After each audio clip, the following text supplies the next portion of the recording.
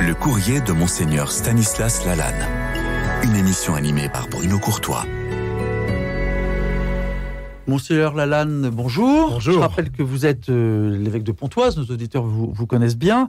Et nous nous arrêtons aujourd'hui, en ce jour de Pâques, sur la lettre de Virginie. Elle a 16 ans. Et elle pose une question qui est, je trouve, très, très juste et puis qui tombe bien aujourd'hui, en ce jour de Pâques, dans le courrier qu'elle vous a écrit. Et elle dit, voilà, si Jésus te demande « Que veux-tu que je fasse pour toi ?» que répondrais-tu ? Alors, que répondriez-vous, vous, Monseigneur Lalanne, si voilà, Jésus vous pose la question « Que veux-tu que je fasse pour toi ?» Eh bien, j'ai envie de répondre exactement comme Virginie, parce qu'un peu plus loin dans sa lettre, elle a une profession de foi superbe. Elle dit tu étais, tu es et tu seras toujours là pour moi, et c'est bien suffisant, même si parfois il m'arrive d'en douter. C'est l'expérience des disciples avant de témoigner du Christ ressuscité. Ils ont aussi des moments de doute. Pierre le premier. Et puis voilà que l'annonce de la résurrection fait que ses disciples vont... C'est rassurant quand même. Hein. C'est rassurant de savoir qu'on n'est pas tous seuls à douter, que ça fait partie aussi de la vie de foi. Ça fait partie d'un itinéraire croyant. C'est jamais acquis, c'est toujours à recevoir.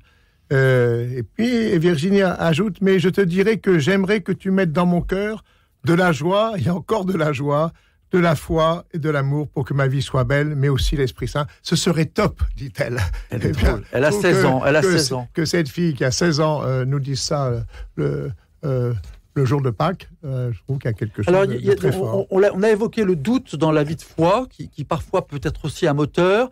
C'est inquiétant quand on ne doute pas aussi. Il y a des gens qui doutent jamais finalement, qui disent non, moi je me suis jamais vraiment posé la question. Est-ce que c'est parce qu'ils vont pas chercher assez loin? Je ne sais pas, parce que quand souvent les confirmants me posent la question, est-ce que vous doutez, est-ce que vous avez douté?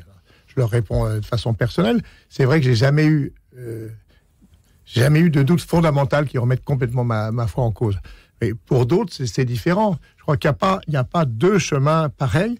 Et c'est pour ça qu'elle dit d'ailleurs, cette fille, que le document de préparation à cette lettre s'achève par cette question. Si Jésus te demande que veux-tu que je fasse pour toi, que répondrais-tu? C'est-à-dire, je demande à tous les catéchumènes, à tous les confirmants, de m'écrire une lettre où ils relisent leur itinéraire de foi, les questions qu'ils ont eues.